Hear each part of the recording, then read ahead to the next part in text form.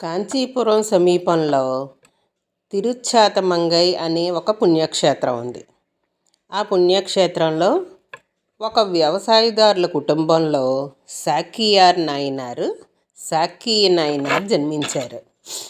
ఆయన నిజతత్వాన్ని తెలుసుకుని జన్మ మరణాలు రాకుండా మళ్ళీ పుట్టడం, మళ్ళీ తల్లి కడుపులో ప్రవేశించడం, మళ్ళీ జన్మించడం, మళ్ళీ మరణించడం, ఒక 100 సంవత్సరాల లోపు మళ్ళీ మరణించడం, మళ్ళీ ఇంకొక తల్లి కడుపులో మళ్ళీ ప్రవేశించడం, మళ్ళీ మరణించడం, ఇలాగ జన్మ పరంపరలో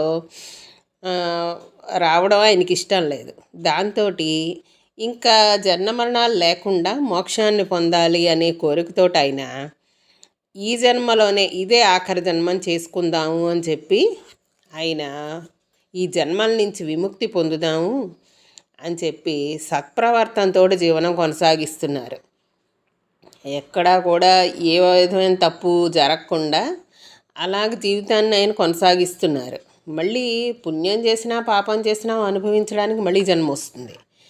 అందుకని ఆయన ఏ విధమైన తప్పులు చేయకుండా జాగ్రత్తగా కాలం గడుపుతున్నారు. ఆయన ఇలాగ ఒకరోజు సాకియారు తన ఊరు విడిచిపెట్టి కాంచీపురం వెళ్ళి మోక్షాన్ని పొందాలంటే ఎలాగా అని చెప్పి ఆయన నిజమైన భక్తి కోసం అనేక మార్గాలను అన్వేషించి ఒక్కొక్క మార్గంలో ప్రవేశించడం, దాని గురించి తెలుసుకోవడం. అలాగైనా మొట్టమొదట బౌద్ధ మతంలో చేరి పునర్జన్మ లేకుండా భవబంధాలన్నీ తెంచే మార్గాలను ఆయన అన్వేషిస్తూ బౌద్ధుల పవిత్ర గ్రంథమైన త్రిపీఠకాల్ని, మళ్ళీ ఇంకా ఇతర పరమత గ్రంథాలని అన్నింటినీ చదివిన తర్వాత ఆయనకి వాటిలో చెప్పబడిన విషయాలు నిజం కాదని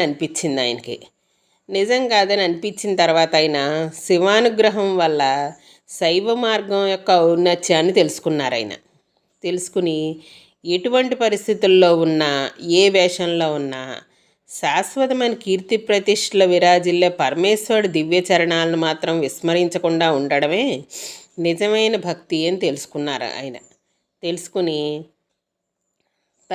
ఆయన బౌద్ధ మతంలో జాయిన్ అయ్యారు. బౌద్ధ ధర్మం నుంచి వైదొలగలేకపోయారు. దాంట్లోనే ఉంటూ ఆయన పవిత్రమైన శివలింగాన్ని అత్యంత భక్తి శ్రద్ధలతో పూజిస్తూ వచ్చారు.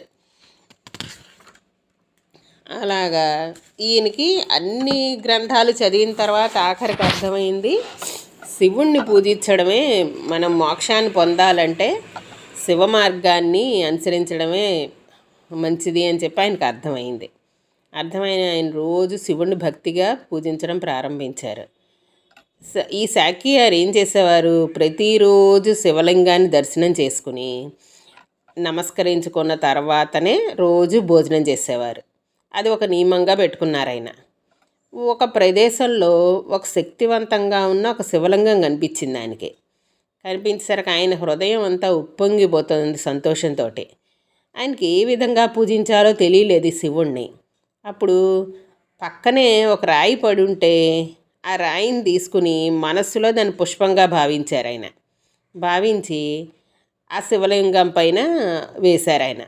వేసేసరికి అది పుష్పం కింద, శివుడు దాన్ని పుష్పం కింద తీసుకునేవాడు. ఎందుకంటే ఈ మనసులో భావం అది రాయి కాదు, అది పుష్పం.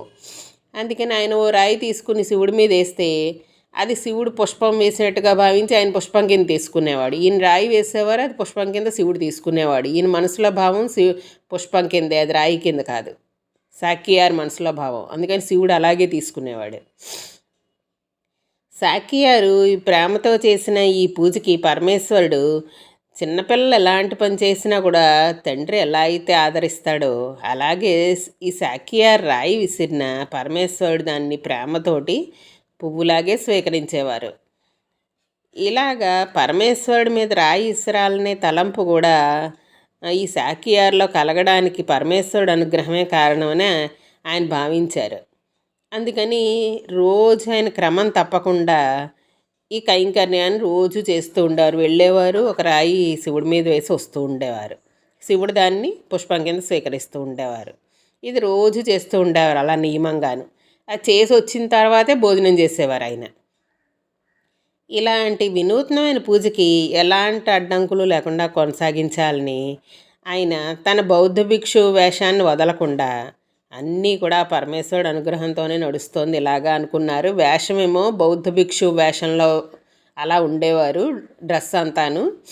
వెళ్ళి శివుని పూజించుకొచ్చేవారు.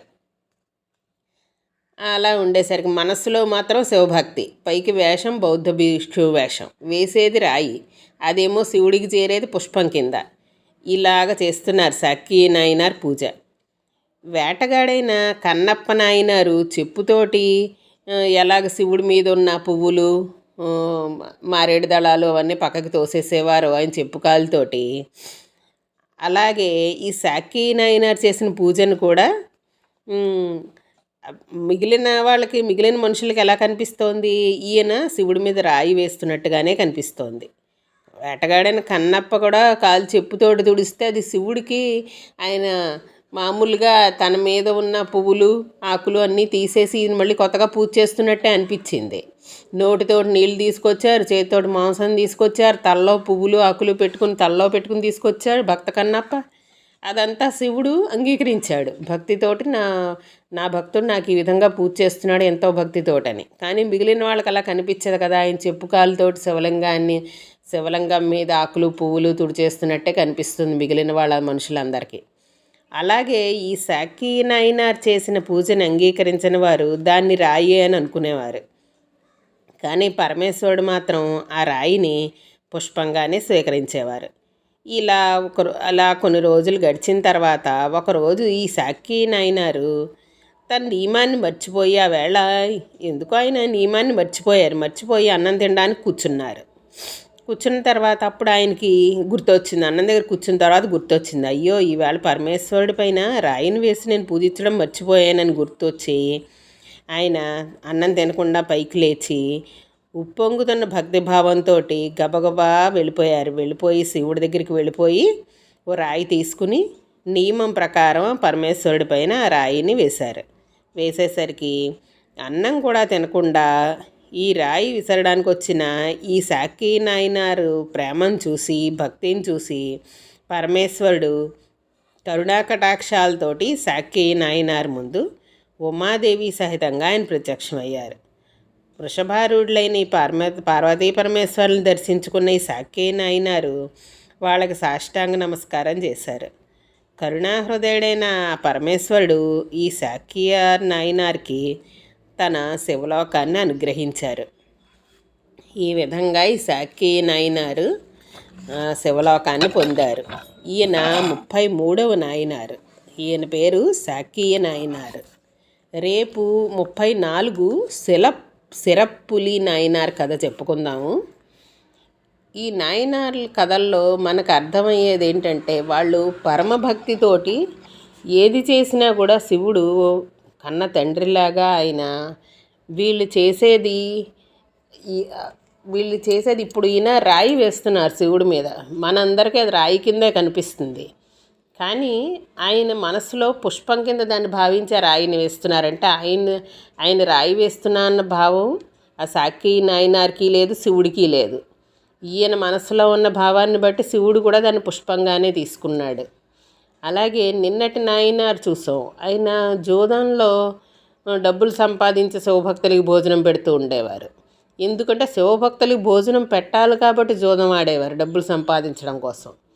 ఈ విధంగా వాళ్ళు శివుణ్ణి, శివభక్తుల్ని విపరీతమైన ప్రేమ, భక్తి, గౌరవంతో వాళ్ళు చేస్తూ ఉండేవారు కనుక ఆ పూజని, ఆ మనసులో ఉన్న భావాన్ని మాత్రమే శివుడు తీసుకుంటున్నాడు. దాన్ని మనం అర్థం చేసుకోవాలి. మనం శరీరంతో పుష్పాలు వేసి, చేతులతోటి పుష్పాలు వేసి, చేతులతోటి నీళ్లు వేసి, లేకపోతే చేతులతోటి మారేడు దళాలు వేసి అంతే చేస్తున్నాం తప్పితే మనసుతోటి పూజ ఇలా చేస్తున్నావా అనేది ఆలోచించాలి మనం. వీళ్ళు చేసేది మనసుతోటి చేసే పూజ. వీళ్ళు చేసే పూజ అంతా మనసుతోటి చేస్తున్నారు. వాళ్ళకి మాత్రమే శివలోకం లభిస్తోంది. ఈ భక్తులందరూ కూడా, మనం చెప్పుకొని ఈ నాయనార్లందరూ కూడా పరమభక్తితోటి వాళ్ళ మనస్సంతా శివుడే ఉన్నాడు. అలాగ మనస్సంతా శివుడినే పెట్టుకుని వాళ్ళు ఏది ఇచ్చినా శివుడు స్వీకరిస్తున్నాడు. వృషభారూఢై పార్వతీ సమేతంగా వాళ్ళకి దర్శనం ఇస్తున్నాడు. వాళ్ళకి శివలోకాన్ని కూడా అనుగ్రహిస్తున్నాడు. ఈ భక్తులందరూ కూడా వాళ్ళ నాయనార్లందరూ అలా శివలోకాన్ని పొందారు. ఎలాగా వాళ్ళ మనస్సులో భక్తి ఉంది. వాళ్ళు పైకి చేసే పూజ ఏ విధంగా ఉన్నా కూడా ఒక రాయి వేసినా లేదా చెప్పుకాలతోటి శివలింగం మీద ఉన్న పువ్వులు ఆకులు అవి తుడిచేసినా ఏం చేసినా కూడా శివుడు అయ్యో నన్ను వీళ్ళు అవమానిస్తున్నారని తీసుకోలేదు. ఆయన కన్న తండ్రిలాగా వీళ్ళ మనసులో ఉన్న భక్తిని మాత్రమే చూస్తున్నాడు తప్పితే పైకి చేసే పూజలను ఆయన గ్రహించట్లేదు. ఇది మనం అర్థం చేసుకోవాల్సిన విషయం. కాబట్టి మనసు ప్రధానం. మనం దేవుడు పూజ దగ్గర కూర్చున్నప్పుడు మనం మనస్సుతోటి చేస్తున్నామా చేతులతోటి చేస్తున్నామా అన్నది ఆలోచించుకోవాలి. మనస్సుతోటి చేస్తే మాత్రం ఖచ్చితంగా అది ఆ భగవంతుడికి చేరుతుందన్నమాట. సరే, ఉంటాను. ఈరోజు నాయనార్ కథ ఇది. ఓం నమః శివాయ.